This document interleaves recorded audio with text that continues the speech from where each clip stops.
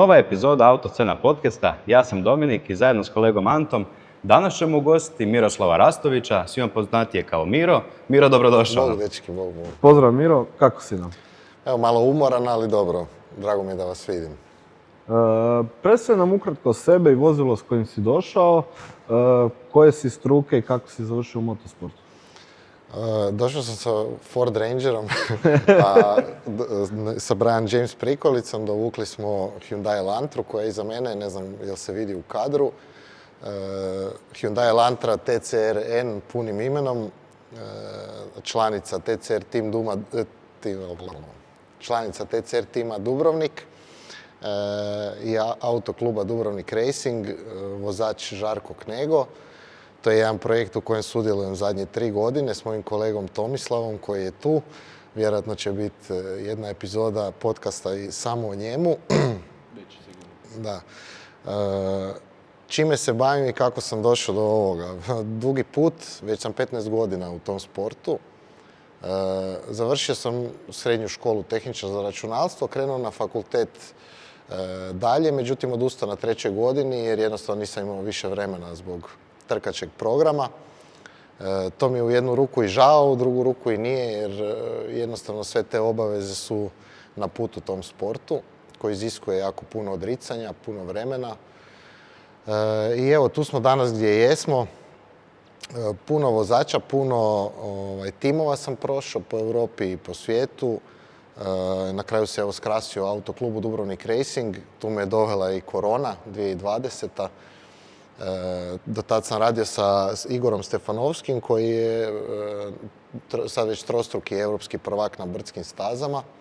Nažalost, 2020. smo morali raskinuti tu suradnju s obzirom da smo vozili samo talijansko prvenstvo. Italija je bila u lockdownu, tu sam odlučio jednostavno kao da je kraj karijere, da nema više potrebe za time i paralelno s time sam i osnovao svoju tvrtku koja je lagano krenula sa dobrim poslovima u autoindustriji i mislio sam da je vjerojatno vrijeme da se sad prekine taj motorsport. Međutim, krivac za moj nastavak je Žarko Knego, to jest ekipa iz autokluba Dubrovnik Racing koji su me zvali da se uključim u njegovu priču s obzirom da je on nabavio TCR vozilo, TCR homologaciji, slično ovome koje je iza mene. Tad je to bio Seat Leon MK3 s kojim je on vozio prvenstvo TCR Eastern Europe koje vozi dan danas. Međutim, ne uz neke baš pretjerano uspješne rezultate. I tako je krenuo naš put, koji traje sad već 3. godinu. Rezultati su sve bolji i bolji, super nam je, imamo dobru ekipu. Po mojoj nekoj ne baš objektivnoj procjeni mislim da smo najbolji na svijetu, a po struci koja je tamo u tom TCR svijetu, to je Touring Car Racingu, smo sigurno u top 3 u Europi. To mi je iznimno drago. Da, hvala. Tu se vidi taj neki moj potpis menadžiranja tog tima. A što se tiče trkačkog inženjeringa, nažalost nemamo pretjerano dobre rezultate za pohvaliti se. Imamo nekoliko podijuma koje je Žarko postigao, međutim to sve je u stvari krivac jednostavno banjak vremena. Naš tim koji se natječe u tom prvenstvu je u suštini jedini koji je, ajmo reći, neki nazvu bi poluprofesionalan, možda čak i amaterski, jer mi se niko s time ne bavimo full time. Pa tako ne i Žarko koji je vozač, jer on ima svoju jako uspješnu firmu u području nautike, bavi se prodajom plovila i stoga jednostavno većina dolazi financiranja. Tomo koji je tu s nama, evo, njegov uspješni projekt PL Helmet Design, radi kacige za top vozače diljem svijeta, to mu isto iziskuje puno vremena. Ne možemo se baš full time posvetiti tom poslu, još plus toga da je glavni mehaničar Maroje Batina iz Dubrovnika i nije uvijek s nama, auto stoji u Svetoj Nedjelji u Javori Sin lakirnici.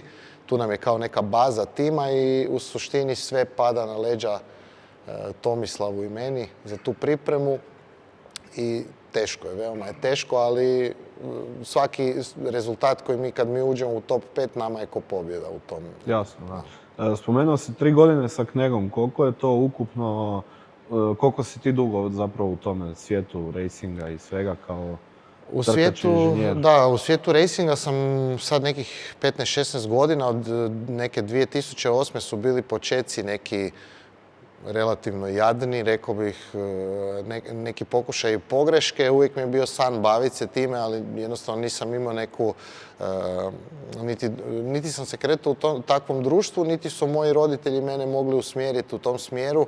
Jednostavno nisam nikak mogao naći put kojim bi došao, da bi u Hrvatskoj našao nešto što bi me zadovoljilo, da bi mogao raditi u tom nekakvom, ajmo reći, obliku. Tad su još bili dosta aktualni ovi forumi, sad je to malo možda i zamrlo i na jednom forumu sam u suštini upoznao neke inženjere koji su radili u Formuli 1, tu je krenulo neko dopisivanje, ja mlad, nadobudan i naivan, sam mislio da je to, da preko njih možda mogu ući u taj neki svijet. I eto, međutim, igrice su me dovele tamo, danas se to zovu simulatori, ali tad su to u suštini bile, neću reći arkade, ali računalne igrice gdje sam vozio online protiv nekih ekipa, ljudi i tako dalje i upoznao našeg jednog vozača koji me, eto, zbog tih rezultata online pozvao u svoj tim. Tako je sve krenulo 2009. S njim sam odradio nekolicinu utrka, prepoznao me jedan strani tim, oni su me zvali kod sebe, na kraju sam završio tu većinom na Balkanu sa balkanskim timovima, Srbija, Makedonija, BiH. I svi su oni na kraju skupa sa mnom iskočili u nekakve europske okvire, što je onak, recimo, meni je jedan dosta veliki pozitivan učinak na karijeru. To me dovelo u kontakt sa svjetskim timovima, pa sve i do Formule 1. 2013. sam bio u Williamsovoj školi, kao takozvanoj školi, ne znam kako bi to nazvao, nekoj obuci recimo za tu telemetriju. Međutim, sam vidio da taj svijet nije za mene, da Formula 1 tada je bila na toj nekoj prekretnici, ja mislim i 16. su došli ovi V6 turbaci, već se tad to najavljivalo, znalo se da će to biti Downsizing gumikaži. Nisam se prepoznao jednostavno u tom svijetu, jer struktura tamo rada je više kao neki korporativni svijet, a meni više odgovara ovaj način kao neki grassroots ili uspoređujući sa nekakvom tvrtkom, možda je ovo neki mali ili srednji biznis, a Formula 1 je velika korporacija i dosta se u stvari sporo kreće. To meni nije odgovaralo jer jednostavno tamo neki moj input koji bi ja imao u tom timu ne bi skoro pa ništa pridonio i nije mi to bilo baš pretjerano interesantno i nekako sam se prepoznao u tim touring automobilima, da je tu ostao taj neki zadnji bastion, reklo bi se, gdje neki inženjeri ili općenito tim mehaničari mogu još napraviti neku razliku, gdje vozač, naravno, ok, Formula 1 osjeti se tamo ako tim nešto pogriješi, to sigurno, ali ovdje je nekako to, rekao bih, prihvatljivije za nas obične smrtnike, gdje se mi možemo nekako prepoznati financijski i nekim radom. Na početku rekli smo vozilo koje je došlo s vama u stvari u prikolici. Da. Možeš li reći nešto više o njemu, specifikacije, neke karakteristike? Pa evo, Hyundai Elantra TCRN, proizvodnja 2021. Proizvoju Hyundai Motorsport i mislim da ih ima trenutno, ako se ne varam, 72 na svijetu. Sad je već krenula i druga generacija koju si mi, nažalost, trenutno ne možemo priuštiti. Naša je iz 2021. godine, kupili smo ju rabljenu na pola pretprošle sezone. Prije toga smo imali Cupru MK4 koja nas nije zadovoljavala. Jednostavno došli smo do kraja s tim autom i odlučili smo se na Hyundai koji je stvarno za nas kao tim savršen auto. Žarko odgovara po specifikacijama, načinu vožnje, nama po tome kako se s njom radi. Auto je nekih 370 konja, nikad nismo mjerili koliko zapravo ima. Po homologaciji bi trebao imati 350, ali to svi znamo da i nije baš tako. Mjerodavno. Da, nije mjerodavno. Sekvencijalni mjenjač 6 brzina. Vozimo, propisane su nam Kumho gume, slick gume, s time nastupamo u prvenstvu TCR Eastern Europe i to je u suštini to. Koja je zapravo tvoja uloga u cijelom timu AK Dubrovnik? Moja uloga u TCR Team Dubrovniku je kao tim menadžer i trkač inženjer. To su dvije uloge, međutim koje su spojene u jednu. Tim menadžer je netko tko bi trebao raditi sav mogući menadžment od administracije, prijave tima na natjecanje, rezervacije hotela, organizacije putovanja, a trkač inženjer je netko ko u suradnji sa vozačem određuje postavke automobila prema vozačevim nekim parametrima, zahtjevima i po tome što općenito staza zahtijeva i uvjeti. Možeš li gledateljima približiti što je u stvari TCR? Pa evo, dragi gledatelji, to je jedna revolucija u svijetu motorsporta koja je krenula negdje 2014. godine. TCR je skraćenica za Touring Car Racing, to su automobili nekog tog B segmenta, obavezno 5 vrata i prednji pogon. To je bio nekakav odgovor na strašno poskupljenje koliko su ti auti poskupili u jednom momentu. Jednostavno je bilo preteško privatnim timovima kupiti takav auto, financijski uopće izdržati sezonu. I gospoda koji su u krugu VSC Group firme, oni su napravili tu privatnu homologaciju temeljenu na kup automobilu Seat Leon Euro Coupe koji se vozio od nekih, mislim, kraj 2013. do početka 2016. Tu je negdje to stalo, jer je jednostavno ovaj način utrkivanja, to jest način te homologacije kako su oni pristupili, jednostavno prevladao. Ti Seat Leon Euro Coupe automobili su maltene svi prenamijenjeni po toj TCR homologaciji jer su oni krenuli sa DSG mjenjačem. Nakon toga je TCR uveo opciju da se stavlja sekvencijalni mjenjač. Ljudi su prenamijenili te aute i to je jednostavno krenulo. Ti auti su u početku imali nekakav cap gdje su koštali, mislim da je bilo 128.000 eura je bio novi automobil. Puno privatnih timova si je to moglo tad priuštiti i sve skupa do sada mislim da je prodano oko 2000 automobila raznih marki. Znači tu je Seat, ajmo reći kao prvi, napravio iskorak, kasnije su se oni zbog rebrandinga preimenovali u Cupru. Volkswagen i Audi su bili rađeni na bazi tog Seata. Maltene Volkswagen grupa je imala 3 izravna konkurenta jedni drugima, gdje su oni u početcima osvajali svjetsko i europsko prvenstvo. Kasnije su tu došli drugi modeli tipa Alfa Romeo Giulietta, Hyundai i30 koji je kasnije izašao, mislim da sad izlaze te homologacije, nakon njih je došla Hyundai Elantra, Honda Civic, sad ne znam točno, mislim da će me publika koja prati Honda razapet ako počne nabrajati koje su, ne znam ove njihove modele, ali uglavnom za sad već smo na 3. 3 modela Honda Civic koji isto su bili dosta uspješni. Kineski brand Lynk & Co. Oni su dosta sad uspješni na nekoj svjetskoj razini, već par godina za redom daju svjetskog prvaka, dok timski većinom to osvaja Hyundai. I baza toga TCR natjecanja je da su zabranjeni tvornički timovi.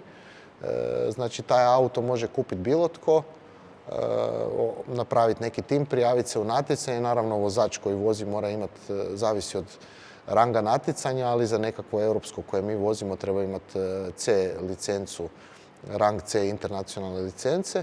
I to je dosta populariziralo taj sport. Maltene kopija GT3 homologacije koja je pokazala se u svijetu motorsporta veoma uspješno, gdje danas 1000 automobila isto voze diljem svijeta.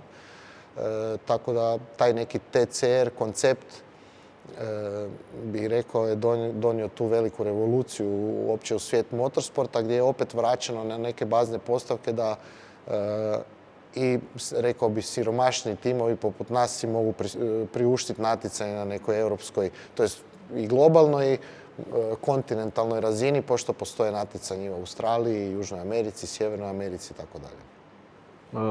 Rekao si licenca C, šta to točno znači, kako doći do nje? Pa licenca C u Hrvatskoj je relativno i dosta jednostavno doći do nje. Znači dobro, u suštini treba se položiti prvo kod Haksa za kružne trke, za licencu. Nakon toga treba nešto i voziti, nekoliko trka i sad sve zavisi od klubova, njihovog ranga i utjecaja na politiku, koliko brzo se može doći do te neke licence, ali po meni mislim da je to u Hrvatskoj i za sada relativno jednostavno. Druge saveze stvarno ne znam, evo, koji je njihov način dodjeljivanja te licence, ali kod nas u suštini mislim da već praktički nakon godinu dana kad bi se neko na nekoj klupskoj razini pokazao kao uspješan vozač kružnih trka u nekom malo ipak bržem autu, ne sad u Renault Twingu ili ovoj trenutno nacionalnoj klasi koja dolazi, da bi vrlo vjerojatno mogu iskoračiti u taj svijet ako ima financije, jer danas ipak financije sve diktiraju. Jasno.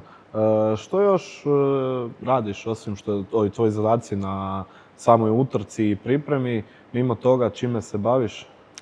Pa, prvo ujutro kad se ustanem, ne znam da li da se umijem ili da se ubijem. Moj dan počinje u nekih 5:30. Moja firma koju sam osnovao 2019. bavi se konzultantskim uslugama u autoindustriji, većinom i nekom proizvodnjom, mada mi to rade kooperanti. Radim dosta lijepe stvari o kojima ne bi baš pretjerano pričao, ali radi se o sklopovima mjenjača, kvačilima, nekim dijelovima ovjesa za etablirane svjetske marke, većinom malo serijske i prototipne serije vozila.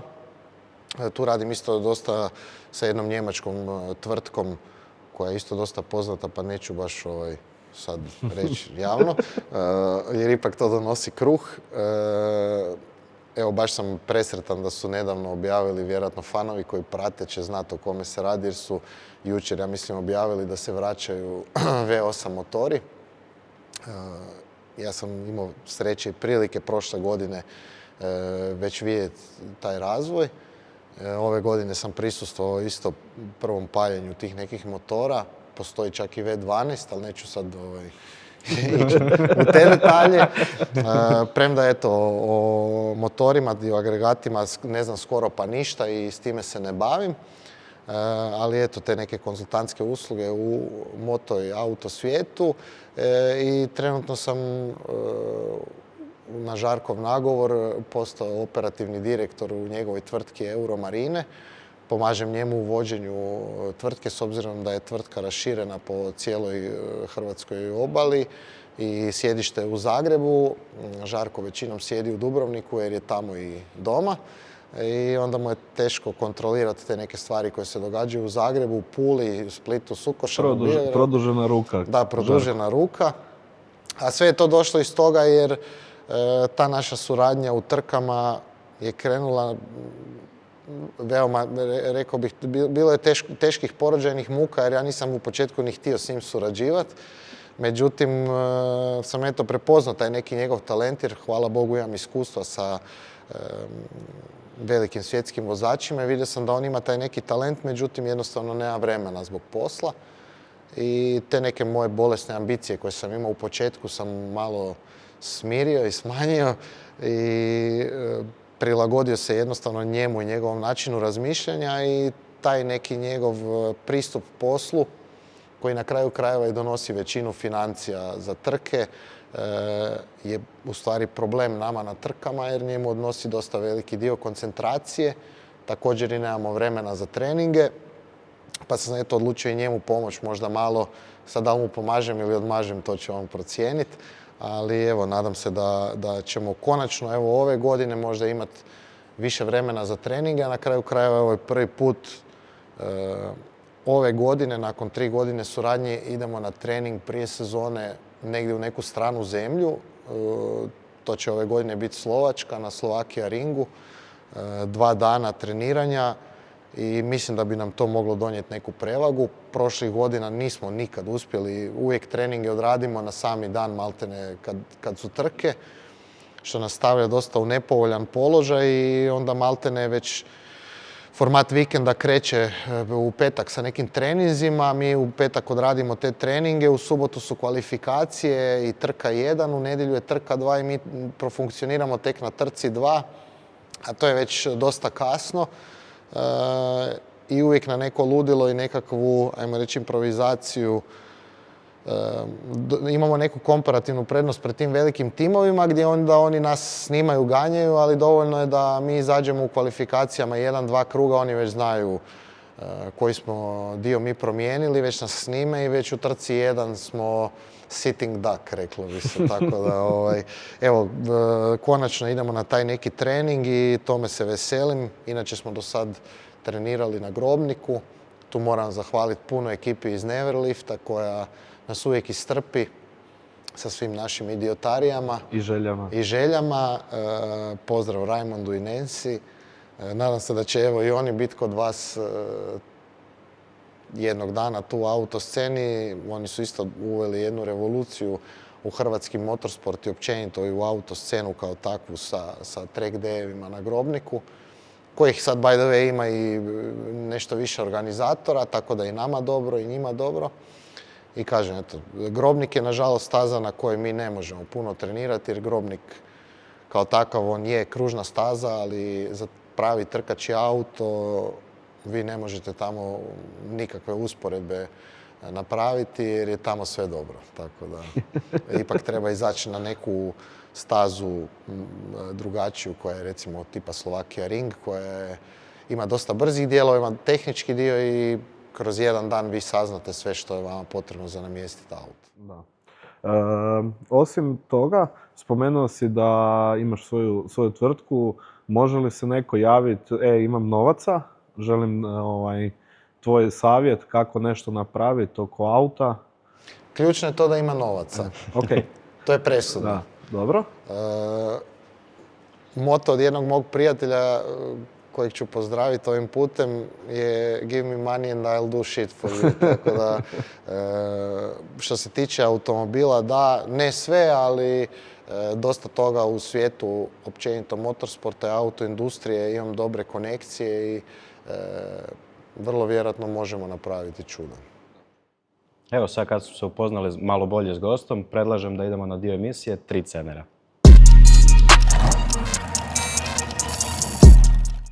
Miro, dobrodošli nam u dio emisije 3 cenera. Imaš 30 sekundi za odgovoriti na što više pitanja. Svaki točan odgovor ti donosi po 1 bod. Evo, prvo nam odaberi skupinu. Skupina 8423. 8423. Si spreman? Uvijek. Vrijeme sad. Koja kompanija proizvodi model Mustang? Ford. Koji proizvođač automobila je poznat po svom logotipu sa 4 prstena? Audi. Koji japanski proizvođač automobila proizvodi modele kao što su Outback i Forester? Subaru. Koja marka automobila ima logo u obliku dijamanta? Renault. Koja je najduža cesta na svijetu? Oprosti, Najduža cesta na svijetu.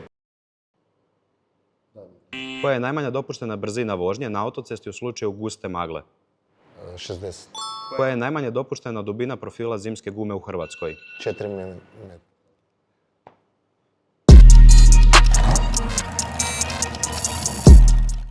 Jeste li znali da Miroslav Rastović pod A. ne zna složiti ovjes na automobilu, pod B. svakodnevno vozi automobil na električni pogon i pod C. već 2013. godine bio trkač inženjer u NIS Petrol Racing timu?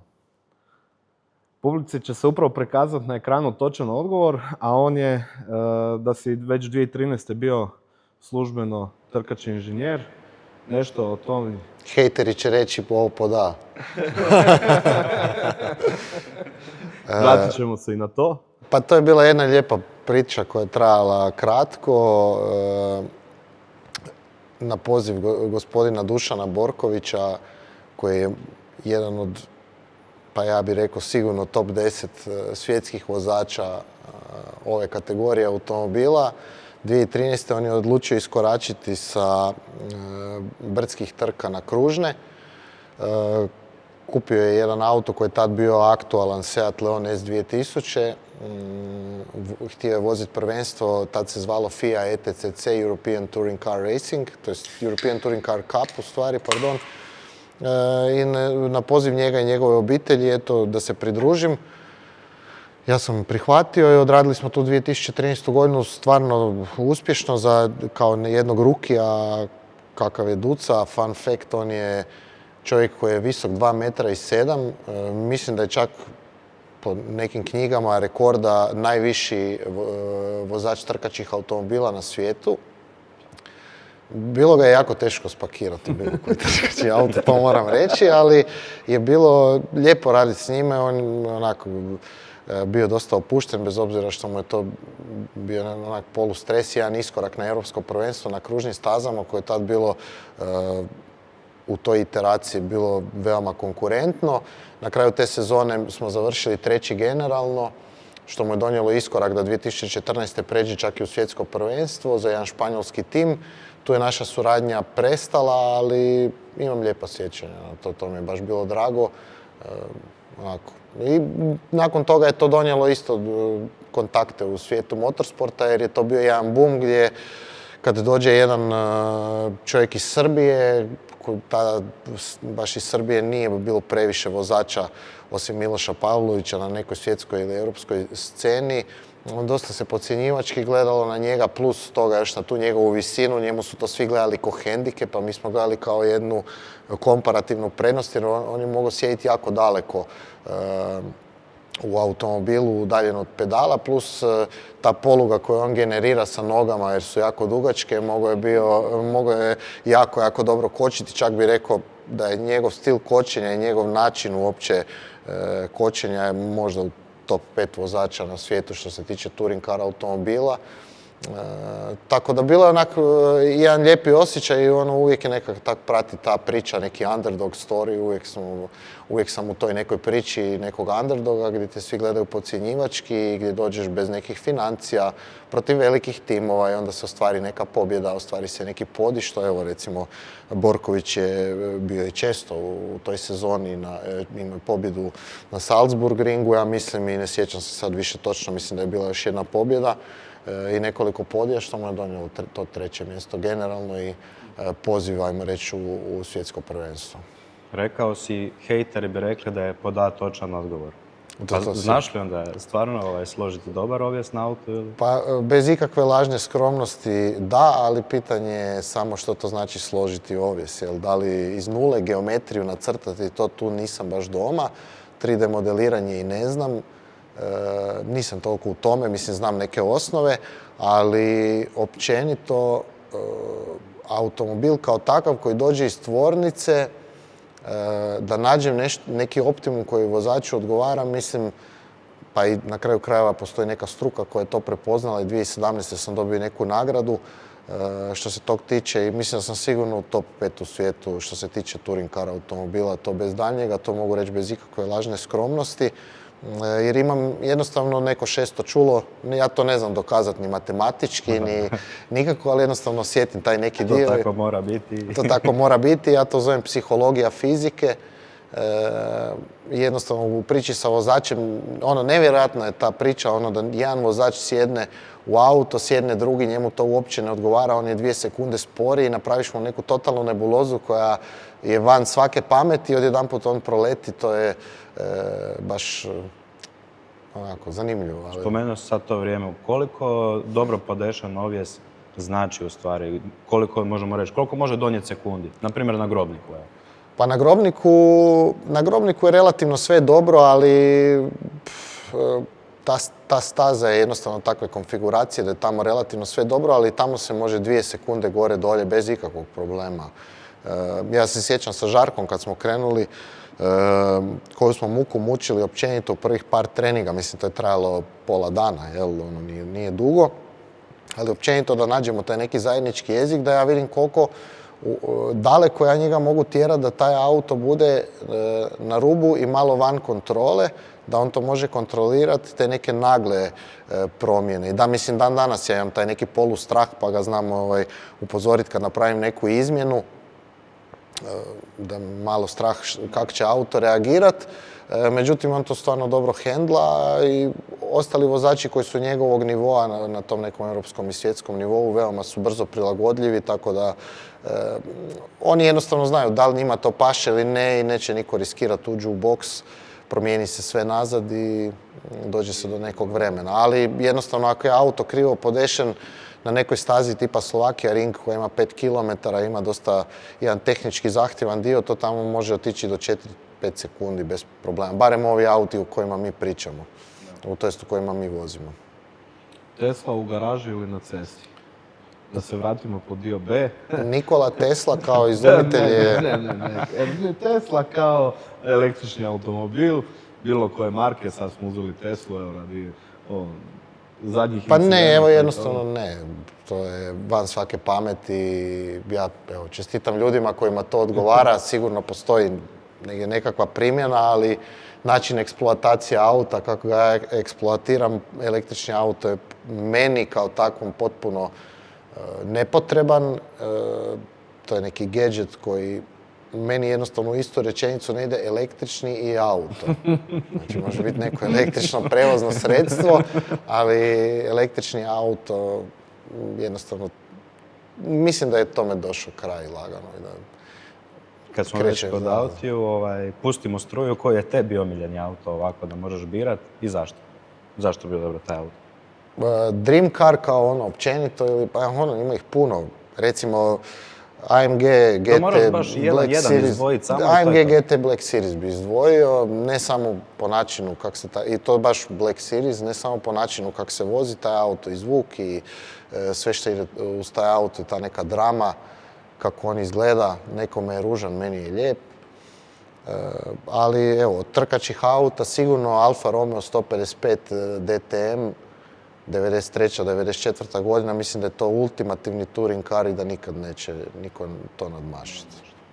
Mercedes, jel bi to bio svakodnevni auto koji bi vozio kad bi ga imao ili bi ipak bio samo vikend auto? Kao Black Series? Da. Ma ja bi to vozio daily, meni to nije problem. Samo je, nažalost, na njega se ne može staviti kuka, onda kad treba povući trkači auto ili... A nek vozi neki Knegov brod. auto u prikolici. Ma dobro, nema B plus E kategoriju, tako da... Zato možda treba Teslu, vidio sam Tesla isto ima s Ima kukama, s kukom. prikolice, drva furaju i tako. Ima, Vidiš, to da, ti je zadnja range je tamo- 150 km, tako da ono... gle, taman do Grobnika došli. Do Grobnika bi došli, da. Tamo, Tamo još malo nizbrdo i dobro. Dotaknuo se isto bio svoje firme. Otkud naziv taj firme Black Sun? Pa treba je biti jedan drugi naziv firme i ja sam već totalno definirao taj naziv i to čuvam za sebe ko zmija noge i to ću sigurno jednog dana osnovati još jednu kad bude bila potreba. I vozio sam se do javnog bilježnika, na radiju je svirala od Soundgardena pjesma Black Hole Sun i jednostavno sam odlučio, ok, pa to će biti ime firme i onda sam odlučio izbaciti taj hole jer mi je simpatično da je Black Sun neki kao polukolokvijalni naziv za jedan zupčanik i plus toga da je to kolokvijalni naziv ili neki nickname, reklo bi se u znanstvenim krugovima, za crnu rupu, crno sunce, a ta moja firma je stvorena da samo proguta novce i da ih izbaci na drugu stranu, a to su trke što više je moguće, tako da sve što uđe u tu firmu na ovaj ili na onaj način iziđe na trkački Ništa ne program. ostaje u novčaniku. Ništa, ne, ja imam taj neki moto da treba samo trošiti novce i tog se držim. To je prolazna stavka. Čini se da se dosta dobro toga držim. Hyundai Elantra, specifikacije, cijena i vrijeme potrebno za jednu sezonu. Specifikacije automobila... To smo već Da. kao rekli, ali da li postoje li sad više verzija koje možeš uzeti ili samo ta jedna? Ne, sad je trenutno samo jedna, to je taj Evo 2, naša evolucija 1. Taj Evo 2 je neki, ajmo reći, update u Aerokitu koji je došao sad i auto je 35 kg lakši, nešto vrlo vjerojatno i malo brži. Novi taj auto košta u nekoj konfiguraciji koja bi bila Arrive and Drive recimo je nekih do 180.000 eura. Mislim da ih je ostalo još 5 komada u Hyundai Motorsportu i da je to to. 2026. ja mislim kreće razvoj novog modela, to još ne znamo o kojem se točno modelu radi. A za sezonu u ovoj nekoj našoj iteraciji kako mi pristupamo tome treba otprilike 150 do 200.000 eura plus automobil, jel? Ima 6 evenata koje mi vozimo. i tu je uključeno u tu neku kalkulaciju uključeno sve i putovanje, spavanje, hrana, gume, gorivo, trkaće gume, trkaće gorivo, alat, povrede i ostalo. Servis prikolice, Da, registracija. Tesla i toga. Da, Tesla. Cybertruck možda umjesto ovoga. Ne da bude, Isus. Hvala Bogu da ih nema. Koliko to oduzme zapravo vremena? Te priprema, šrafljanje po autu? Evo, Tomek će vam reći što će on u idućem podcastu. Ostavit ćemo to, znači... To je, ne, ta priprema iziskuje dane, ali evo mi imamo sreću da naš vozač je poluincidentan, nije potpuno incidentan, pa ne radi puno štete, barem ne, hvala Bogu, sa Elantrom. Tako da nakon trke nama treba otprilike nekih 2-3 dana da pripremimo auto za sljedeću. Spremimo ga u skladište ili u prikolicu i palimo ga na idućoj trci. Evo, do sad je tako bilo, hvala Bogu, bilo je nekih manjih incidenata, a ovo nakon sezone auto se kompletno rastavlja, vadi se motor, mjenjač, rade se razne revizije, amortizeri se šalju na reviziju, tako da to iziskuje sigurno na mjesec i po 2 dana. Plus Tomekov ljepljenje auta, evo vidite da livery još nije gotov, jer Tomo još u svoj PL Helmet dizajn ima projekt sa Javor sinom gdje radi u autolakirnici i još su mu natovarili na glavu novu firmu Paints Pro. O tom ćete čuti od njega. Tu je dosta uključen, involviran jer je firma tek krenula.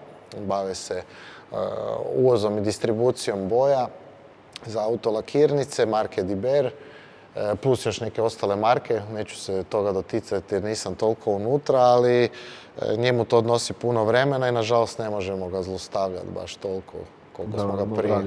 Ali evo, sve je nekak palo njemu na leđa. To je sve Žarko kriv jer je Žarko mene uposlio u svoju firmu i jedva hendlamo. Obitelji trpe, kumovima ne ideš na rođendane djece. Nisam bio ni na jednoj svadbi, ja ne pamtim kad sam bio na zadnjoj svadbi. Na kraju krajeva, evo, i moja isto veza na neki način trpi, cura mi živi u Njemačkoj, nju dosta rijetko vidim. Sve to na privatnom nivou dosta ostavlja neke posljedice, ali Bože moj, to je put koji smo izabrali i to je jedan brzi vlak koji ide, ko ne može na njemu ostati, taj otpadne i... Imaš puno iskustva u svemu. Koliko je po tebi minimalno ljudi potrebno za jedan trkači tim? Pa mislim da je ovo što mi imamo sad neki relativan minimum, a i ne treba biti neki puno veći maksimum. Znači mi sad imamo glavnog mehaničara Maroja Batinu, Tomo je tu, ajmo reći isto, ne može se reći da nije ni on glavni mehaničar, to su 2 neka mehaničara. Ja kao trkač i inženjer sa svojim bangavim rukama ponekad ja uletim i izmijenim gumu kad treba, to je skotač. I Marko Puljić koji ide s nama po trkama kao nekakav, ajmo reći, PR, više marketing, snimanje, ali on kao i svi mi ostali ima prste za klavir, ali ne za svirat, nego ga za nosit. Tako da i on isto radi... Support se kaže, ali da, support. Support, logistika, svi radimo to, nema tamo posla koji neko kaže da ne može, na kraju krajeva Marko isto baci kameru sa strane i promijeni kotač ako treba, događa se svašta na trci, bude nekih povreda i bilo je i da radimo bolesni, ja sam prošle sezone, ja mislim 2 trke odradio sa teškom upalom pluća. To je 2 mjeseca putovanja i vožnje i plus vozio kombi, vuko prikolicu. Ja i Tomo putujemo u autu zajedno, u kombiju, po 12-15 sati vožnje, dođeš na stazu, odmah istovaraš auto, odmah istovaraš kombi, namjestiš boks. Ta logistika isto oduzima puno vremena, ali kažem, nas je dovoljno i mislim da tu ne treba neki puno veći maksimum za ljudi oko jednog auta, dosta nas je. Znači 4, 5. 4 je sasvim ok. Ali recimo ta neka baza tima, 2 mogu odraditi apsolutno sve. Sad recimo da radimo ja i Tomo, mi smo odradili i kolega koji je išao s nama prije, Željko Posavec, neke treninge sa ovim prijašnjim timovima smo znali odraditi samo nas 2. Dođeš na trening, treninzi su u suštini još gori. Trke su u redu, kvalifikacija trke, to je jedan event taj dan, to je jedan session a kad imamo trening četvrtkom i petkom, to bude 5, 6, 7 sessiona, bude po 25 minuta, imaš pola sata pauze i onda dođe s nekakvom divljačkom, ludom idejom, dečki, sad treba promijeniti setup na autu, a to otprilike traje sat vremena, a mi to moramo napraviti za pola sata. I onda lete ključevi po garaži, ljudi se opeku na kočnice, na auspuhe i tak dalje, ali dvojica mogu to iznijeti bez problema. Samo treba biti u glavi maksimalno koncentriran i moraš stvarno biti unutra, jer puno ljudi mene pitao možemo mi ići s vama na trke, puno ih je došlo i nije taknulo ključ, nije taknulo gedoru, nije taknulo bocu za zrak da digne auto i odmah su odustali jer to je jedno psihotično okruženje gdje ja uopće nemam pojma kako ja trajem 15 godina. Evo. I još traje. I nadam se, evo. Kako pronaći sponzore? Spomenuo si Knego financira većinu, da li imate li i vi neke prste u financiranju ili samo on? Pa, naše financiranje se svodi na to da možda potrošimo neke novce na neke sitnice, znači nije da sad mi investiramo tu nešto u gume ili neke krucijalne stvari. Najviše tu je naše vrijeme koje isto nešto vrijedi, gdje izostajemo od posla, od privatnih stvari, obaveza i tak dalje. To vrijeme isto nešto košta. To, ajmo reći, mi investiramo u taj tim. To je nešto što je i veoma dragocjeno. Na kraju krajeva bez tog vremena ne bi bilo ni pripremljenog auta. A ove ostale sponzore, evo, sad smo u zadnje 2 godine počeli to malo profesionalnije raditi. Instagram stranica TCR Team Dubrovnik je isto malo zaživjela nakon Praškog sajma, gdje su nas zvali organizatori natjecanja da izložimo Elantru. To je isto donijelo nekakav, ajmo reći, napredak. Imamo neki taj mini YouTube kanal koji Marko održava, pa tu imamo nešto par tisuća viewsa, ništa previše i većinom sponzore nalazimo kroz poznanstva. Poznajemo neke decision makere u velikim tvrtkama u Hrvatskoj, gdje kao naše tvrtke, to jest moja je Žarkova, na kraju krajeva i Tomina i od Majkla Javorovića imaju neke poluge gdje mi možemo nekoga, ajmo reći, staviti pred sebe i objasniti o čemu se tu radi, više na nekoj prijateljskoj bazi, jer većinom kod nas marketing ko radi u velikim firmama potpuno ne razumiju motorsport. Motorsport je zbog toga u Hrvatskoj na veoma niskim granama, što zbog slabe neke, ajmo reći, prisutnosti u medijima, do toga da se općenito trkače, bilo kakve ljubitelje automobila sotonizira dosta po medijima. Po medijima se pojavljuju samo nekakve negativne stvari, recimo VRC koji je možda najveći događaj koji je u povijesti Republike Hrvatske bio u Hrvatskoj, a i bit će nakon poslije 2025. Najveći boom u medijima bio kad, ja mislim, Thierry Neuville imao neki sudar na semaforu zbog nekog poludebila koji je to... A da, i ono u prometu što su se čvrknuli u Zagrebu i... To o tome i pričam i na kraju krajeva poistovjećuje se naš, ajmo reći, koji se bavimo, rekao bi, na toj razini u Hrvatskoj profesionalnom motorsportom, se poistovjećuje s nekakvim divljacima, polupijanim kretenima koji se zabijaju, prolaze kroz crvena svjetla. Ne znam, pa je bio onaj neki incident na mitu kod Bile ili ne znam, tu negdje u Zagrebu. Na Buzinu. Da, gdje je isto onaj retardirani mamlaz izletio, teško ozlijedio ljude i onda se motorsport poistovjećuje s takvim polusvijetom, debilima i nakaradnim nekakvim idiotima. Pa to na kraju krajeva i dosta negativno utječe na privlačenje sponzora, ali hvala Bogu, kažem, evo, mi imamo dosta utjecajne firme svoje, pa onda imamo te neke poluge i ljudi nas znaju kao ljude i znaju s čim se bavimo, pa onda je tak nekako lakše. Znači, to je zapravo glavna prednost pri pronalasku sponzora? Da, nažalost, evo, u Hrvatskoj je to glavna prednost, vani u Europi i ne. U Europi postoji ta neka kultura motorsporta, pa samo da pređete granicu u Sloveniju, Slovenija je miljama daleko od nas, posebno što se tiče release scene. pa i drifta. Na kraju krajeva drift je sad u tim nekim povojima u Hrvatskoj ove godine ulazi u Hrvatski autokarting savez kao sport neki koji će biti, ajmo reći, prepoznat od saveza. Driftere se gleda isto kao nekakve divljake. Tu isto nije pridonijelo Adrijevo ponašanje po Splitu, gdje je sad evo ta ekipa koja je oko njega, počevši od Martina Mustapića pa Ive Znaora i ostalih dečki koji ga malo usmjerava tu njegovu energiju na neke pozitivnije stvari. Sad to dolazi do nekakvog možda izražaja, ali kažem, u Hrvatskoj je općenito vlada neka kultura primitivizma, mediji vole samo crnilo. Teško da će, kod nas, evo ja se sjećam kad je bila trka, mi smo sudjelovali na toj trci, TCR Eastern Europe je zadnje vozio na Grobniku 2022. Žarko je tamo odličan bio, borio se čak za prvo mjesto i onda nam je crkla pumpa goriva na Kupri, to je bio jedan od, to je visokotlačna pumpa goriva i to je bio jedan od razloga zašto je nama prekipilo i prodali smo taj auto, jer kao i svaki Volkswagen ima problema sa visokotlačnim pumpama goriva.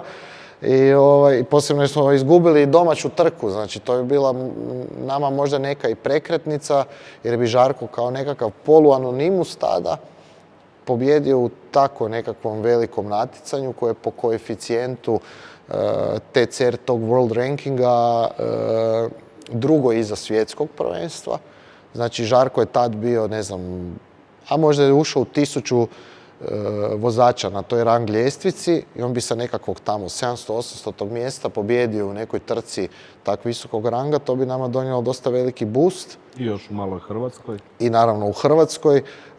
Ta trka je bila strašno dobro organizirana, općenito taj cijeli event, bilo je preko 300 automobila u raznim serijama i nažalost dogodila se velika nesreća gdje je jedan Poljak izletio sa Porscheom u GT3 klasi, ubio je suca na stazi i naravno da su novinari, lešinari došli taj dan odmah snimat. Niko tu trku nije prenosio kao jedan možda od najvećih događaja od osnutka Republike Hrvatske i možda po meni evo drugi iza VRC-a po nekakvom značaju. Slabo je to bilo popraćeno u medijima i općenito publika koja je došla tamo, bilo je stvarno puno publike. Dogodila se ta strašna nesreća i sjećam se baš da su dolazili novinari od svih tih hrvatskih televizija, da ih sad ne nabrajam i stvarno sam sretan i ponosan na kolege koji su tamo prepoznali to lešinarenje i niko nije htio dati izjavu i to mi je bilo baš drago. Prvo iz nekog pijeteta prema tom poginulom sucu, koji je isto naš kolega, a drugo iz pijeteta prema našem sportu, jer bi opet to crnilo nekakvo, donijelo dosta neki negativan efekt i nažalost po tog gospodina to se brzo zaboravilo. Mi ga se sjetimo svaki put kad smo na Grobniku i sigurno i sve kolege koji dođu na Grobnik, ali nekako je od tada motorsport jednostavno krenuo prema dolje. Sva sreća, evo sad je došla ta neka nova garnitura u Hrvatski autokarting savez. Uvode se neke nove stvari i ta neka nacionalna klasa koja se uvodi, mislim da bi to sad moglo potaknuti, ajmo reći nekako malo više pozitive na tim kružnim trkama. Reli je kod nas relativno poznat zbog tog VRC-a. Brdske trke su poznate zbog same te neke tradicije Brda i Buzeta koji je već par desetljeća finale Europskog prvenstva na Brdu, a sad krug koji mi volimo i koji je nama u stvari, ajmo reći, baza. Nadam se evo da bi nakon ove godine moglo doći do nekih poboljšanja tu na toj sceni. Spomenuo si da je bez poznanstva dosta teško doći do sponzora i da s time zapravo se gura scena i sve to u racingu i svemu. Financira li tvoja tvrtka nekoga? Sponzorira? Da, moja tvrtka sponzorira Sašu Radolu, koji je sad već trostruki prvak Hrvatske za redom, u stvari peterostruki prvak Hrvatske na brdskim stazama u svojoj kategoriji, to jest u svojoj grupi, a sada od kad smo on i ja počeli suradnju je 3 godine za redom prvak države, što mu je donijelo zlatnu kacigu. To mi je isto jedna draga i pozitivna priča. jer eto, on je došao tu u Zagreb, nije znao nikoga, zaposlio se u jednoj firmici tu kod nas u Svetoj Nedelji, možda ste čuli, Rimac automobili, to nešto je omanja tvrtka jedna i on je tu se zaposlio kao testni vozač u njihovom programu. Tak smo se ja i on povezali i njegova duga i tužna priča je mene nagnala na to i nekakav možda i inat da mi je bilo nevjerojatno da mi ne možemo takvog vozača vratiti na hrvatske staze na brdu i eto, odlučio sam investirati neke svoje novce, to je dosta dobre novce, da se taj auto napravi i uz pomoć prijatelja i bez Javora i sina s kojima sam već dugi niz godina i bez opet Tome i bez dečki koji su sa mnom ne bi nikad taj auto napravili. Nama je u stvari cilj teme bio da mi napravimo njegovu Hondu, Civic EP3 za sve ljubitelje Honda, to znam. Ipak se zna nešto. Da, to znam jer sam puno dijelova naručio pa sam zapamtio. Puno platio to.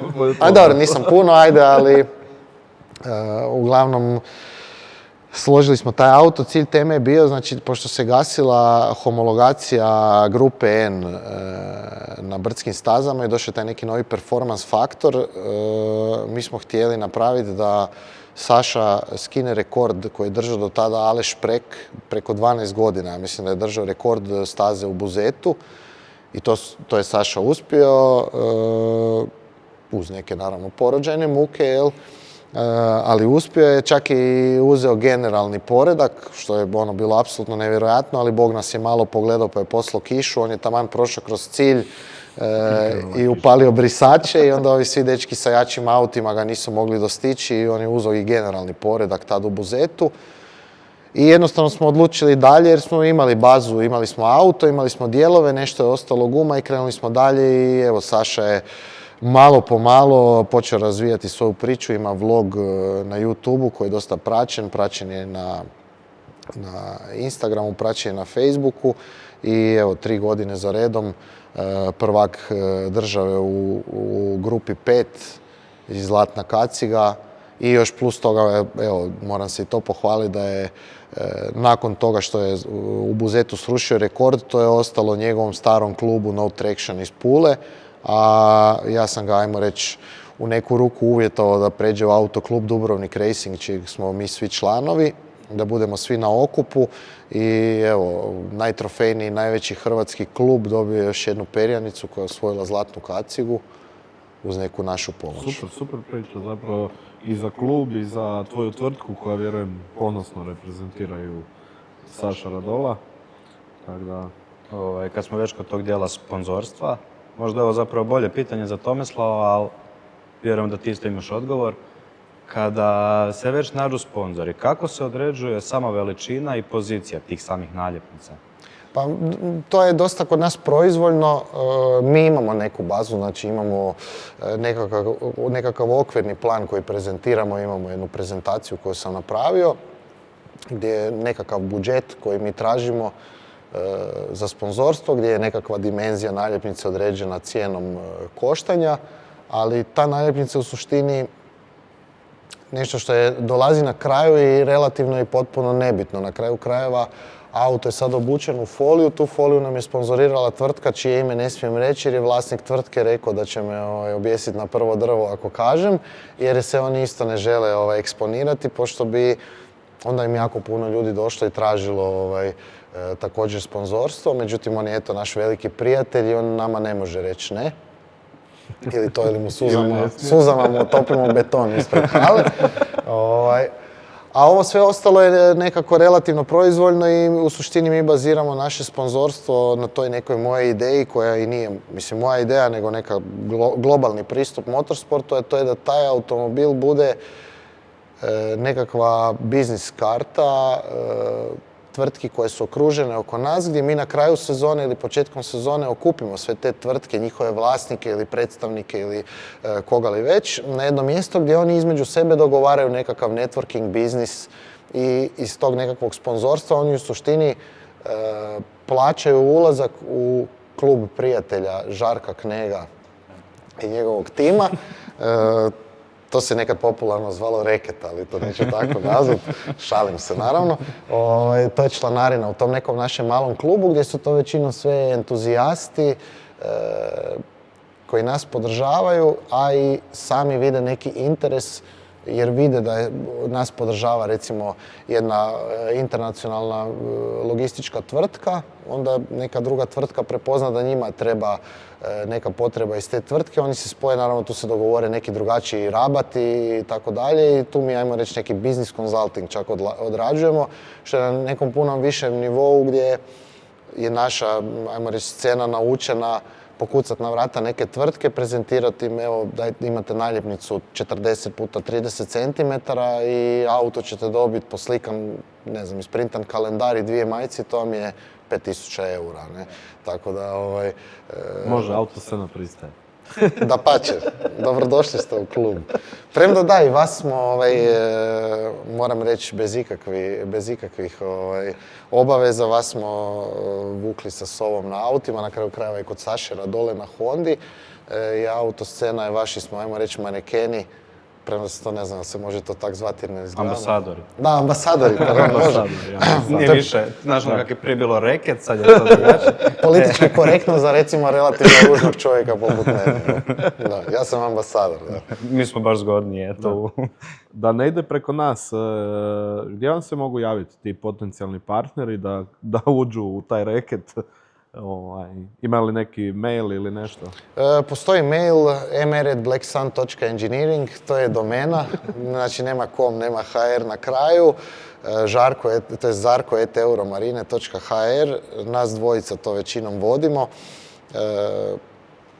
Tako da eto, Žarko i ja smo glavni kontakti i ja mislim da Žarkov broj telefona ima vrlo vjerojatno pola Hrvatske koje je u nautici, a mene se može kontaktirati i tim preko Instagrama.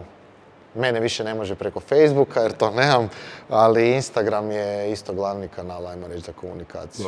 Super, to je potencijalni partneri da znaju di vas poklikati. Da, i naravno prvo što od njih mi očekujemo da napišu koje su njihove potrebe. Jer mi ako nekome ne možemo pomoći poslovno, rađe ne ulazimo u nikakve priče koje nas obavezuju da mi moramo odraditi nešto za što mi nemamo vremena ili nemamo mogućnosti ispuniti. Imali smo par nekih sponzora koje smo jednostavno morali odbiti jer su oni imali nekakve zahtjeve koje mi zbog kalendara, zbog poslovnih obaveza ne možemo ispuniti. Zahvalimo im se, bilo nam je drago, ali to ne znači da je tu neki prestanak suradnje, dapače, mi i dalje smo u kontaktu. Bez rabat znači imaš. Tako je, uvijek. Daj nam reci, TCR bolidi za koje su se još sve druge utrke oni spremni? Šta se još sve drugo može voziti? Pa mogu se razne svjetske serije voziti gdje su ti auti kompatibilni. Na kraju krajeva da dođemo i kod nas u prvenstvo Hrvatske. Postoji grupa 2.0 turbo u koju ti svi auti upadaju jer su oni svi do 2.0 turbo. 4 cilindra naravno.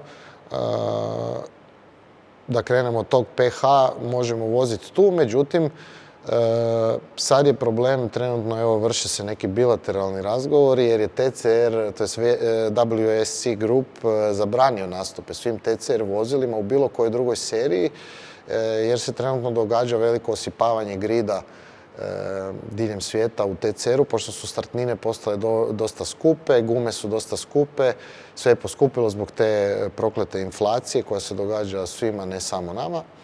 I trenutno evo u TCR UK ima nekih 17 vozila koje nastupaju, međutim oni imaju preko 70 vozila u cijelom Ujedinjenom Kraljevstvu koje nastupaju u nekim totalno drugim serijama, prvenstveno engleske, irske, škotske, čega li već. I WSC Group je odlučio stati tome na kraj, zabraniti nastup svim vlasnicima TCR, to jest nastup svim TCR vozilima u serijama mimo TCR licenciranih natjecanja, što znači da bi mi sad da nastupimo u prvenstvu Hrvatske izgubili pravo na homologaciju ovoga auta i taj auto više ne bi mogao nastupiti u apsolutno ni jednom TCR natjecanju globalno. Što bi značilo da vrijednost toga auta je, prepolavlja se možda 1/3 ili ne znam, više niko ne može odrediti vrijednost toga auta. gdje smo mi eto zamolili WSC grupi, trenutno smo u razgovorima i čekamo evo sad kroz koji dan će biti taj neki sastanak s njima, da nam se odobri licenca da bi mogli nastupati u prvenstvu Hrvatske, to jest da bi prvenstvo Hrvatske kao takvo dozvolilo nastup TCR automobilima. I evo, ja se nadam pozitivnom odgovoru, što bi značilo da bi mi dalje nastavili nastupati paralelno i u prvenstvu Hrvatske i u TCR Eastern Europe. Osim toga što, ok, gubi se licenca, možda nekome to je važno ili nije. Znam jednog kolegu vašeg trkača koji vozi brdo, ne bi ga imenovao da ne bi ja visio za drvo, kao što si ti rekao. Planira uzeti TCR automobil da bi vozio brdo. Tvoj stav kao neko ko, ajmo reći, ne zna složiti ovijes na automobilu, kako je TCR vozilo za brdo? Da li je ono namijenjeno za to ili nije? Pa evo, ja kao potpuni laik i neznalica sam uspio, kao čorava koka zrno nađe, kažu, sa kolegom osvojiti europsko prvenstvo na brdu. To je bilo 2023. godine. Igor Stefanovski, tad je postao trostruki europski prvak na brdskim stazama, gdje je apsolutno dominirao u grupi 3, nikomu nije mogao doći blizu, sa Hyundai i30 TCR-N. Na kraju krajeva, to je priča jedna u kojoj sam ja sudjelovao, mogu reći iz prve ruke. Dosta je teško taj auto prilagoditi za brdo. Potrebne su i neke promjene zbog tog performance faktora da bi on točno upao u određenu grupu, jer ako otiđete u grupu više, a to je grupa 2 recimo, potpuno ste nekonkurentni i ulazite u priču sa nekim Mitsubishima koji su 4 pogona, imaju 800 konja i čuda nebeska. A na kraju krajeva, evo, prošlu godinu, 2024. naš Matija Jurišić, on je osvojio sa Peugeotom TCR, Peugeot 308 Znači TCR. TCR može ići za brdo, samo malo preinake i to je to. Da, sitne preinake, čak mislim da Jurišić, ako se ne varam, mislim da Jurišić nije previše toga radio na tom autu. Taj Peugeot je dosta konkurentan s obzirom da ta iteracija Peugeota ima 1.6 turbo motor i on je upao u stvari u grupu 4, gdje je bio ne samo konkurentan, nego je potpuno bio dominantan. Mislim da je čak i pobjedio na svakoj trci, ako se ne varam. Tako da, eto, dečko izdominirao i svaka mu čast na tome. Pravilno su izabrali točno grupu u koju se trebaju pozicionirati da bi bili konkurentni i osvojili su europsko prvenstvo na brdu. Ono se opet vratilo u ruke nekog Hrvata. Mislim da je zadnji Tomislav Muhvić, ako se ne varam, 2014. bio prvak. Tako da, nakon dužeg vremena je opet u Hrvatskoj. Da se malo maknemo opet od TCR-a prema tvojoj firmi, postoji li neki poseban projekt koji smiješ reći, želiš reći, podijeliti s nama, na kojem si radio? Da je s nama možda bi rekao, ali pošto smo kamere. Da, ne znam sad, ma ističe mi ovaj NBA ugovor jedan, mislim da krajem ove godine, tako da to ću smjeti pričati, ali u suštini, evo, jedan brand koji je potpuno nepoznat, ja bih rekao, široj svjetskoj populaciji. Trenutno su 2 prototipa vani. Tu smo radili na razvoju mjenjača i tu je dosta veliki input bio s moje strane. I taj projekt traje od 2020. godine. Znači, u sred korone ja sam morao putovati u Francusku i u Italiju i to je bio ekstremni pothvat tada i to činilo se praktički nemoguće. Ali evo, mi smo izgurali taj projekt do kraja, 2 prototipa voze i mislim da tu sad kreće daljnja proizvodnja. A što se tiče ostalih stvari, većinom sam tu nekako pozicioniran s obzirom da radim sa jednom firmom iz Italije koja konstruira te sve dijelove automobila koji se proizvode. Većinom smo se nekako bazirali na mjenjače i na kvačila, što znači u suštini sve osim lamele, potisne ploče, korpe. To se sve proizvodi u Hrvatskoj kod mojih dobavljača s kojima evo, imam prekrasan odnos. Nikome ne kasnim s plaćanjem, to je najbitnije. I evo, dečki stvarno izlaze u susret i znaju raditi dan, noć za mene. potrude se stvarno jer rokovi isporuke u tim nekim stvarima su veoma kratki i dosta je dinamično, recimo, ko motorsport, tako da to je taj neki, ajmo reći, biznis je komplementaran sa sportom. Daj nam reci, koje je tvoje mišljenje o trenutnoj situaciji trenutno u automobilskom svijetu cijelom? I gdje sve to vodi? Dotaknuli smo se te struje koju ne voliš. Možeš nešto više reći o drugoj strani? Pa nije dobro, svakako nije dobro. Kao i sve ostalo, od arhitekture, sada ne idemo u neke teške nebuloze, probat ću se fokusirati na autoindustriju. Ja sam dio jedne te radne skupine od nekih 100-tinjak inženjera koji su trenutno u raznim tvrtkama, što velikim, što malim, što konzultantskim. Od, ne znam, AMG-a recimo, ima čak i Stellantisa, ja mislim par ljudi, ima dosta ljudi koji su, ajmo reći, bazirani u tom nekom Motorsport Valley u UK-u i u Motorsport Valley u Italiji. Oni su, ajmo reći, core te priče i ta radna skupina se zove, mislim da smo 2022. da su mene zvali što nakon električnih automobila, jer se već tad znalo da to nije baš realno i svako ko se, ajmo reći, i malo razumije u nekakvu fiziku, a i općenito malo prepoznaje svijet oko sebe i vidi infrastrukturu s kojom mi raspolažemo, što od ove države pa do nekih možda i puno bogatijih, da ta infrastruktura nije jednostavno spremna za primiti takvu količinu vozila koje oni su prvotno mislili do 2025. pa do 30. pa do ne znam koje. Svaki put samo produljuju sve više i više, ali...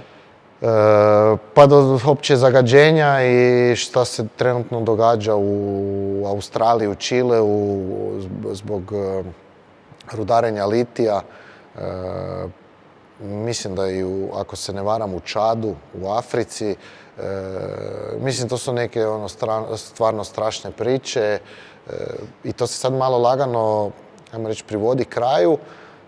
Kina je ta koja dominira potpuno segmentom električnih vozila i mislim da sad će biti taj neki zadnji trzaj gdje će kineska vozila preplaviti Europu i u suštini oni će nama prebaciti svo to svoje smeće za koje ćemo se mi kasnije morati pobrinuti, što je po meni za sad, evo, ne vidim nekakav način reciklaže tih svih silnih baterija.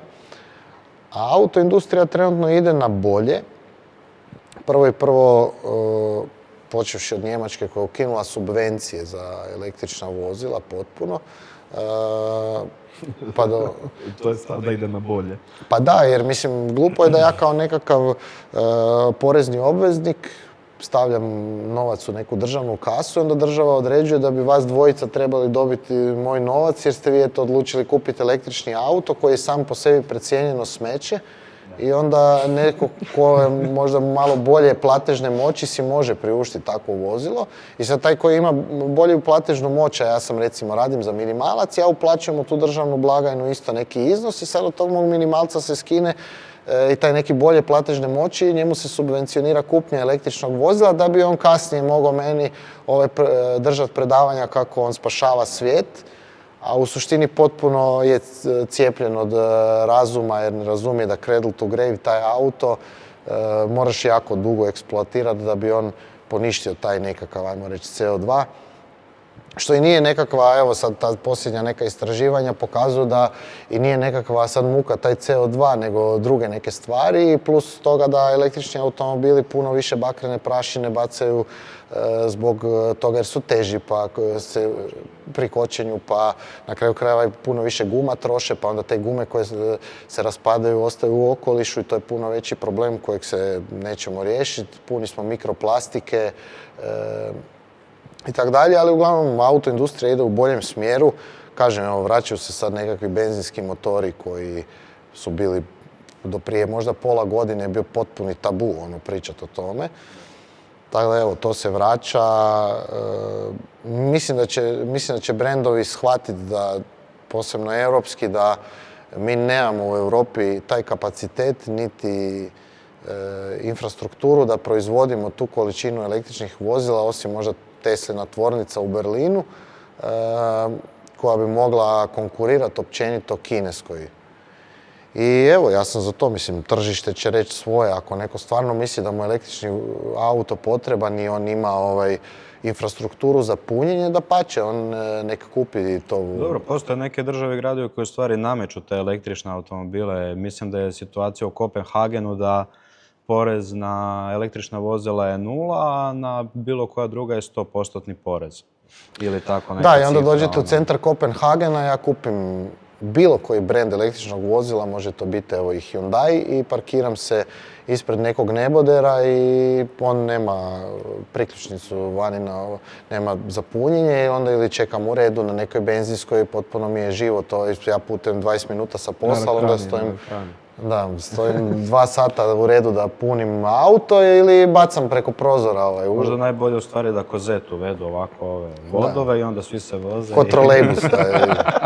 Da vraćamo se u prošlost, trolejbusi, lagano i to je to. Ima, evo, recimo, ne znam, ta električna vozila imaju taj neki party trik koji su ta neka ubrzanja koja, evo, usto sam i plješćem, bravo, to nikad neće benzinski agregati moći ili, ne znam, mjenjači neće moći izdržati, mada već ima sad nekih super sportskih auta koji imaju ta neka ubrzanja od 0 do 100, ali kome je to bitno, mislim, od 0 do 100, wow, super. Ne, nije to više. Mjeri od 100 do 200.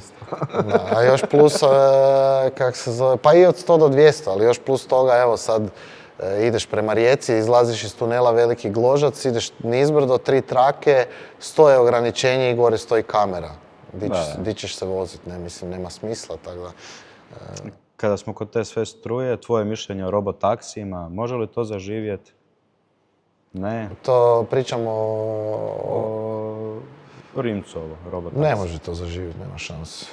Nigdje ili kod nas? Pa mislim, živi to u San Francisku, evo, postoje tam robotaksi koji imaju isto velikih problema, ima par tih firmi koje to rade, ali ja mislim da autonomija o kojoj oni pričaju da je trenutno potpuno nedostižna.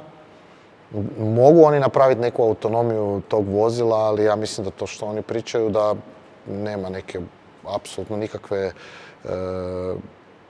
znanstvene, jednostavno nema, u teoriji to ne može funkcionirati, a kamoli u praksi, plus još k tome da u Zagrebu, da bi neko autonomno vozilo moglo voziti potpuno autonomno, ja bi stvarno čestitao tome programeru koji bi napravio to vozilo.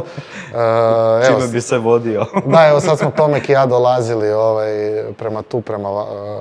prema vama sa autom, 4-5 sudara, ljudi voze ko muhe bez glave, apsolutno 50% vozača na cesti izgleda kao da su kupili vozačku, a ne položili, tako da eto. Mislim, ja želim svu sreću, evo, ja sam za svaki napredak, treba probat, na kraju krajeva Rimac automobili su donijeli dosta toga dobroga, gdje puno mladih inženjera uopće može doći probat nešto, što, eto, ja ne vjerujem da bi mogli u bilo kojoj drugoj većoj tvrtki na taj način probati, uče se, a daj Bože da dođe do neke revolucije, mislim, na kraju krajeva, do prije par godina maltene smo imali crno-bijele televizore, tak dalje. Nikad se ne zna šta će biti sljedeće. Ja sam iz te generacije, možda se ne vidi, ali tako da, eto, ne treba nikad kritizirati neki pokušaj napretka, ali trenutno u teoriji i praksi. Mislim da još nije to toliko istestirano, baš je negdje mi video izletio, vjerojatno u San Francisku bilo, gdje je osoba sjela u robotaksi i vrti ga po parkingu. I zove support, kao pa ovo ne može stati, ne može otvoriti vrata jer nije gotov, kao ne smije. Joj, ne znamo šta ćemo i ono. Čovjek se vrti u krug, kaže vrti se pol sata, ja vrtim u krug. Dobro, ti neki gličevi, mislim, toga će biti. Svakako toga će biti. Evo, ja bih volio da prva poginula osoba u robotaksiju dobije neki svoj spomenik u gradu Zagrebu, da po nečemu budemo poznati. Nadam se da će biti neko naš, da neće biti neki stranac, pa da ćemo morati ljudima objašnjavati da je čovjek došao tu kao turist pa je poginuo. Nadam se da će biti neki domaći čovjek koji će poginuti za domovinu. I ko uzima odgovornost u stvari? Pa vrlo vjerojatno to bi trebalo ići po tome da ta tvrtka koja je programirala softver i koja je izumila taj auto bi trebala preuzeti odgovornost. Ali na kraju krajeva, eto, velike revolucije u svijetu su došle nakon velikih genocida, pa eto, smrt jednog čovjeka je tragedija, smrt milijuna je statistika, pa eto, ja se nadam da će što više ljudi poginuti, pa onda ćemo, eto, statistički gledano... Da uspije, treba uspjeti. Treba uspjeti. Na neki način. Spomenuo si sudare na putu do ovdje. Šta misliš, kakva je etika vožnje u Hrvatskoj i u Europi? Pričate da prolazite puno radi utrka kilometara po Europi, pa kak bi usporedio? Pa ja privatno isto puno putujem i ove obaveze koje imam prema svojoj firmi na kraju krajeva isto puno putujem zbog toga. Baš sam puno u autu jer mi jednostavno nikako ne odgovara putovati avionom jer mi je sve nekako dislocirano i onda jako puno vremena trošim na taj javni prevoz rentakar, pa mi je puno lakše možda se probuditi u 2 ujutro, sjesti u auto i doći na sastanak u 9 nego letiti avionom dan prije pa prespavaju u hotelu. Sve se to financijski na kraju svede na isto, samo je pitanje tog nekakvog stanja uma da možeš toliko voziti. Imam stotine tisuća, možda i milijone kilometara, ja ne znam, po cijeloj Europi. Ja mislim da jedno nisam bio u Bjelorusiji, Rusiji i Ukrajini autom, ostalo, ja ne znam. Evo sad je prilika, znači. Sad je prilika, staje rat, pa ne, to čekamo, baš smo Trumpa zvali da je to više prekini, da možemo i u Ukrajinu na trku. I mogu reći da po mom iskustvu, koje je vrlo veliko, da je jedna od najgorih, ako ne i najgora cesta u Europi, autocesta Zagreb-Karlovac. U sezoni, pogotovo, ljetnoj, turističkoj, a van sezone isto. Znači, to je živa katastrofa. Prvo, ljudi se voze u lijevoj traci 90, onda ima par živčanih, pa ponekad i ja, evo priznam, obilazim po desnoj traci. Ima jako puno ljudi koji su, jednostavno ta neka psihologija je da on je na autoputu i da on vrlo vjerojatno putuje brzo, pa prema tome on treba biti u lijevoj traci. I onda se voze što po ograničenju, što ispod ograničenja, a budimo realni, mi svi se vozimo nešto iznad ograničenja, sad više baš i ne možemo nešto puno. I na kraju krajeva mišljenja sam da kad mi neko nailazi i vidim ga u retrovizoru da ide 200, očito mu se negdje žuri, pa bolje da mu se maknem, nek čovjek prođe, nego da sad ja glumim policajca i blokiram ga u lijevoj traci koja je na kraju krajeva, by the way, preticajna, a ne vozna traka, znači treba preteći auto, vratiti se u desnu traku. Da, do toga dođemo, bila bi najbolja relacija Zagreb-Karlovac. Da, evo, ja se nadam da će se to popraviti, postoji ta neka najava da se gradi i treća vozna traka, tako da... I sad se koristi ova treća, što nije ona. Da, zaustavno se koristi. Ovako, stvarno, ni u ljevoj ni u desnoj ga ne moramo biti. Zagreb je recimo isto potpuna katastrofa, posebno ljudi koji dođu van Zagreba, za njih, hajde, treba imati strpljenja, ali Zagrebčanci, pa i Splićani, Split je isto, ja sad dosta često putujem u Split, moram reći, stvarno Split nije mi jasno, njihovo opće viđenje, poimanje vožnje, a kamoli snalaženja u vremenu i prostoru. I plus moram napomenuti grad Pulu, to stvarno, evo, morate doći ako ste suicidalni, odite u Pulu i probajte proći neki kružni tok. Javite mi kako je prošlo, znači Puležani se ne znaju voziti. Ali cijeli grad im je u kružnim tokovima. Nevjerojatno. Nema semafora, Nema sve su semafora, kružni. sve kružni tok i onda ga ne znaju koristiti. Mislim, ok, imamo mi ovaj najpopularniji u Hrvatskoj veliki kružni tok, pa imamo semafor u njemu, ali... Da, ok. Ali velim, evo, znači po ponašanju u prometu, ja mislim da smo daleko. Sad evo, nisam bio dugo u Srbiji, u BiH nešto sitno po autoputu. U BiH me čudi, evo recimo, da se ljudi, barem po mom iskustvu, koliko sam vidio, voze relativno po ograničenju, posebno u gradovima. To mi je onako ok, mislim, na kraju krajeva ja se vozim dosta po ograničenju nakon 4000 eura plaćenih kazni za bauštele u Njemačkoj i Austriji, pa radare tamo, pa se zamisliš nešto, ideš 80, a ograničenje je 60, pa te radar zvekne, to je sve jedno 20 preko ograničenja, ne? Ali jednostavno te ta Europa nauči nekakvoj kulturi u vožnji, što mi tu nemamo. i plus toga, evo, htio bi se zahvaliti gospodinu instruktoru Kristijanu Posediju, kod kojeg sam ja polagao za B+E kategoriju nedavno, prije 3-4 godine, gdje malo to obnavljanje znanja mi je puno značilo, onda sam tek vidio koliko sam zaboravio te neke osnove.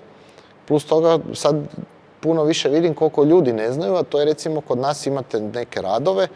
Evo, uzimam za primjer ulaz sa zapada od smjera Svete Nedelje prema Jankomirskom mostu, gdje se desna traka gasi i kolona stoji skroz praktički do Svete Nedelje. Desna traka je potpuno prazna, a u zakonu o prometu stoji da vi morate u takvoj traci ići do kraja i tek onda se uključi, čak postoji kazna u Hrvatskoj, ja mislim 30-40 eura ako to ne napravite.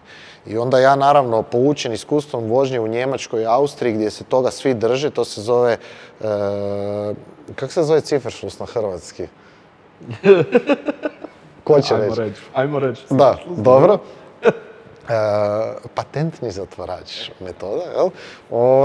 Gdje jedan auto vozi, drugi se uključuje, drugi ga propušta, to jest treći propušta ovog drugog i promet putuje, ne dolazi do zastoja. U Njemačkoj to, recimo, Austriji, Engleskoj, Španjolskoj, ja nemam pojma, sve države koje sam prošao, to je jednostavno potpuno normalno, ko udisat zrak i ljudi se tak voze jer su tamo i kazne puno veće za neuključivanje, jer vi malte ne blokirate voznu traku, niste došli do kraja.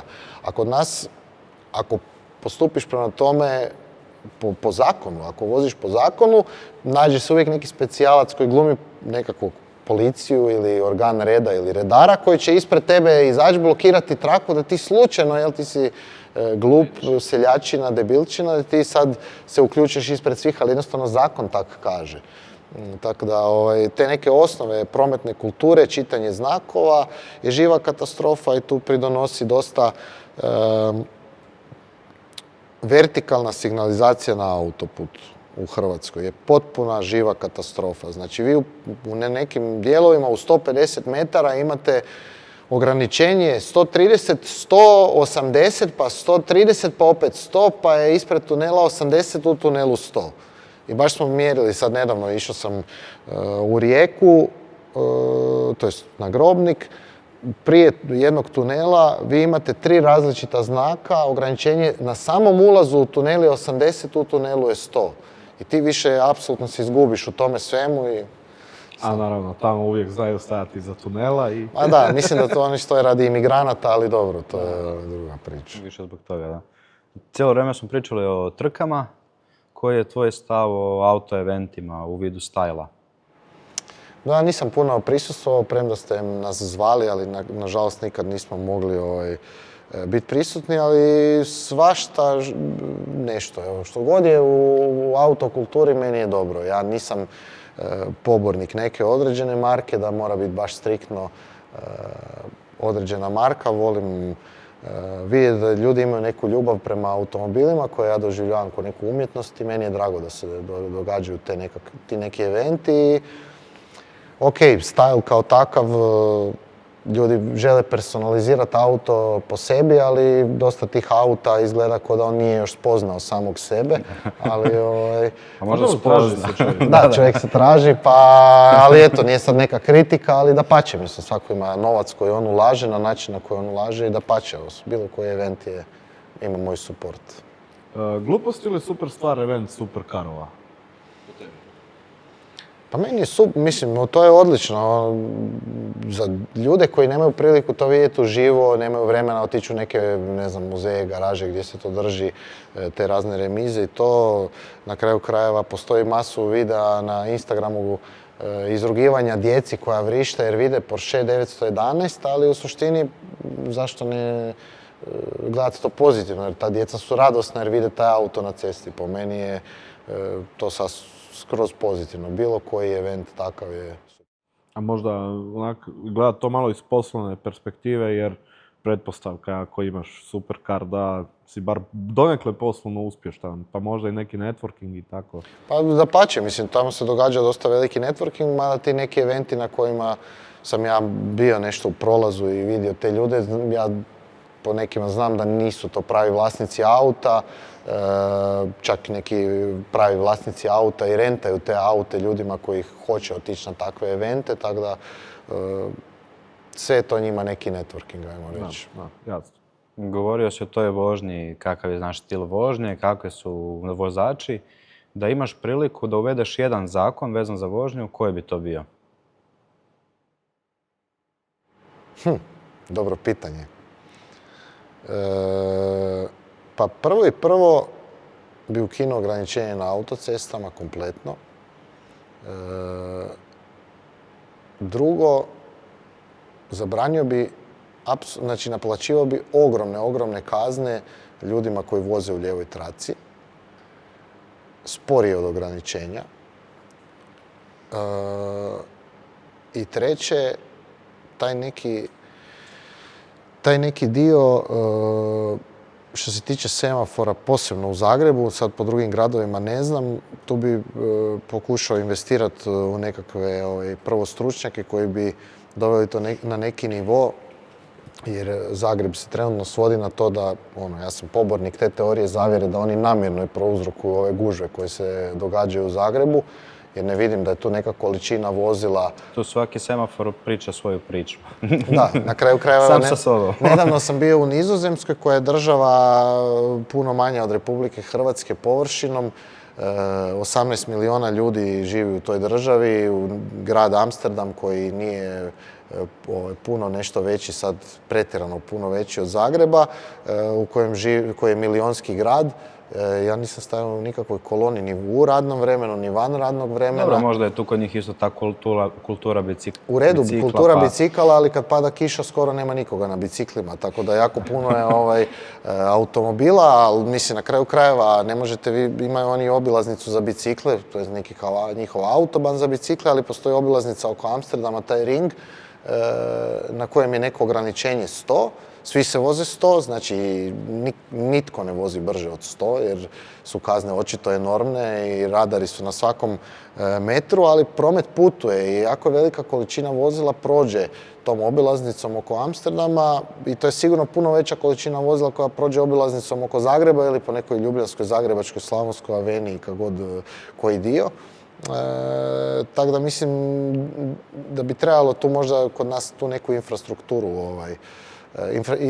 investicije, prvo u infrastrukturu, drugo, svi oni koji kažu da je hrvatski autoput najbolji na svijetu lažu. Znači, hrvatski autoput je jedan od najgorih u Europi. Evo, probajte se provozati od Županje do Zagreba desnom trakom ili probajte doći do Grobnika, do Rijeke. To je katastrofa. Ali ne znam kad se vozi u lijevoj traci cijelo vrijeme. Pa zato se svi voze Pa ne znam, nije ni talijanski baš bajan. A dobro, ja sam talijanski dio prema Bolonji recimo živa katastrofa. Da, to je u stvari najgora dionica. Da, ono tam na jugu je, što južnije to tužnije. Ne znam koliko često putuješ prema Pragu, ja sam dosta često.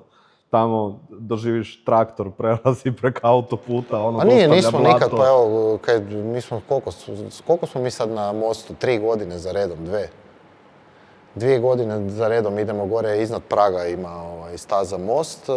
Često putujemo udan, Češka sasvim u redu, osim ulaska u Prag, gdje su oni radovi već 2 godine pa se malo čeka u kolonu. Dobro, to je, ali inače ta njihova obilaznica tokom rush houra i dana stvarno dobro funkcionira.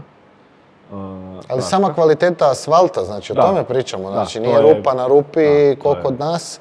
Tako da eto, prvo investicija u infrastrukturu, drugo ukidanje ograničenja na autocestama i treće, teška represija što se mene tiče za ove neke sitne prometne prekršaje i ne znam kad ste se zadnji put vozili, ja evo, pošto idem rano spavat u 9 mi je zadnji i budim se 5:30, rijetko kad se vozim po Zagrebu u neke kasne noćne sate, 11:01 ujutro ili tak nešto. Ali ponašanje ljudi i način vožnje, stil vožnje ljudi, to je po meni pa čak i za smrtne kazne, a ne za nekakvu... Mi smo čak više uključeni u tim sajtima nego prek dana i može se svega nagledat. Kad smo već kod tih večernjih sati, ajmo na primjer uzeti period od 1 pa do nekog perioda ujutro. Znači od 1 ujutro pa ajmo reći do 5. Smatraš li da možda bi trebalo isključiti semafore da ne funkcionira nego da se vozi po pravilima? Na ono manja raskrižja, ne sad, ne znam, Heinzlova Branimirova veliko raskrižje, ok, tam ne možeš ugasiti semafor, ali neka manja raskrižja, da ono, treperi žuto, to sam u Beču. Ha gle, mi nismo kultura za to, jednostavno mi nemamo tu kulturu, pa evo nama čovjek sad nedavno je prošao kroz crveno koji dan, jučer, prekjučer je prošao kroz crveno mrtav pijan, pogodio čovjeka, mislim dobro, pijancu ne smeta ni semafor ni ništa, ali ja mislim da mi nismo kultura za to. Prvo, kažem, ta vertikalna signalizacija, horizontalna signalizacija, jednostavno je puno previše informacija ima. Po noći kad pada kiša, puno toga ti dolazi, ti jednostavno ni ne znaš gdje si, ni koji znak trebaš pratiti. Ljudi su se malo zbune, idu umorni, možda idu iz noćne, možda idu, ne znam sad, nebitno, pijani ne bi ni smjeli sjedati za volan. I mislim da mi nismo kultura, za to jednostavno ko nacija da nemamo Onda je stvari možda nekako bolji improvement da se stave više senzora koji funkcioniraju. Da, naravno, to već da. Funkcioniraju. To već da. Autoscena ambasadori. Vratimo se malo na to. Kako, tko vas nagovori i koji je pogled na to? Pa ko nas nagovori, evo ga, Valentin Novak Stanko i njegov prijatelj Ivor Varošanec, s njima sam ja stupio u neki inicijalni kontakt. Mislim da smo se Valentin i ja i ti smo se preko posla nešto. Da, Valentin i ja smo se preko posla nešto upoznali, onda je mene upoznao sa Ivorom. Ja naravno, ono, kak sam cijepljen protiv mozga, ja odmah u glavu direktno, ono, moramo to nešto, neka suradnja, morate nam dati neku lovu, treba nam za trke. Meni je sve, ja samo striktno isključivo gledam kroz to i imam respekt samo za firme koje podržavaju motorsport. I krenuli smo u tu neku komunikaciju. Valentin mi je pričao o razvoju te aplikacije, mi smo se učlanili kao TCR tim Dubrovnika, moram reći da stvarno više ne pazim na to od kada je Puljić preuzeo Instagram. Jednostavno se ne stignem s tim baviti, uopće ne znam koji nam je status profila na aplikaciji Autoscena. I eto, tak smo krenuli. Imamo par nekih suradnji, vi ste bili ono nešto na Grobniku, ali tak je bilo, jel? A oni su pratili Sašu na par brdskih trka i eto, tu se održavamo to više na nekoj, ono, to je prijateljska baza, mi smo više kao prijatelji nego nekakva poslovna suradnja. Bližimo se kraju. Daj nam reci neki savjet nekome ko želi ući u taj svijet TCR-a, koga želi voziti. Teško je. Prvo treba imati financijsko zaleđe, bez toga naravno ništa. A drugo, najlakše je preko nas. Mi smo odskočna daska za sve, s obzirom da mi smo prošli sito i rešeto i svi shortcuti koji se mogu napraviti, mi ih znamo. Što se tiče iz Hrvatske, što se tiče globalno, ne znam, neki rade šta hoće, ali iz Hrvatske, eto, najbolje je, po meni neki put trenutno djeluje ta nacionalna klasa koja će biti sa 1 do 1.2 turbo auta, možda neki Clio Coupe nakon toga i onda prelazak u TCR s obzirom da ta vozila su, ne mogu reći da ti auti se ne voze, s njima se upravlja i moraš steći ipak neko iskustvo prije i ne možeš samo sjest, sad si ti vozio nešto, neki track day sa nekim Meganom RS ili ne znam, nešto na prednji pogon, Golf GTI, nemam pojma ili nešto. Ne znam ja iz igrice simulatora i sad idem na stazu. Mada ima dečki koji iz simulatora sjedaju na stazu, ima jedan dečko s kojim sam se susretao u Clio Eurocupu jer sam radio za jedan srpski tim prošle godine, Clio Eurocup i dečko je došao iz simulatora direktno u Clio Cup i nije sad da je on nešto mlad, on ima 30 i kusur godina, nikad nije vozio trkački auto i bio je relativno ono, sad ajde, tamo je 40 auta, sve je to u 2010. On je tamo znao nešto doći do 20 i nekog mjesta, 17. kako bi mu se posrećilo. Tako da put je iz tih simulatora i to je, evo, dobro da si rekao, i sport je u Haksu trenutno prepoznat kao sport i najlakše je možda preko toga krenuti neka simulacija, pa onda možda neka ta nacionalna klasa gdje do 10.000 eura ti možeš napraviti neki trkački auto koji je konkurentan, voziš to, skupljaš iskustvo, neke sponzore, vučeš vas za rukav da gurate medijski i onda Clio recimo kupili, ne znam, Fiesta kupili tak nešto i onda TCR. Znači, kako god bilo, neko ko želi, slobodno može pokucati na vrata Autokluba Dubrovnik. Dapače, dobrodošli su uvijek, kogod ima neke ambicije baviti se motorsportom, uvijek su dobrodošli na moju adresu, na adresu kluba. Mi smo voljni pomoći koliko možemo, voljni smo i prihvatiti sve talentirane, a voljni smo i otpisati sve koji nam nisu poželjni, tako da eto. Osim toga, osim adrese tvoje, jesi li specificirao, danas uopće Instagram se spominje, kako se točno zovete na Instagramu? Da, rekao sam u početku, znači Instagram account se zove TCR Team Dubrovnik. Moj account je Miroslav Rastović, Žarko je Žarko Knego, Zarko Knego. PL Design je Tomo, Javor i sin lakirnica i AK Dubrovnik Racing kao klub ima svoj Instagram posebno. Mi smo odlučili odvojiti se od kluba, ne sad, eto, mi vozimo pod licencom kluba i pod njegovom smo kapom, nego Instagram smo odvojili na TCR Team Dubrovnik, jer jednostavno imamo puno vozača koji nastupaju u puno različitih serija, pa da jednostavno ne spamamo taj algoritam, bolje da imamo ovaj svoj. Ne?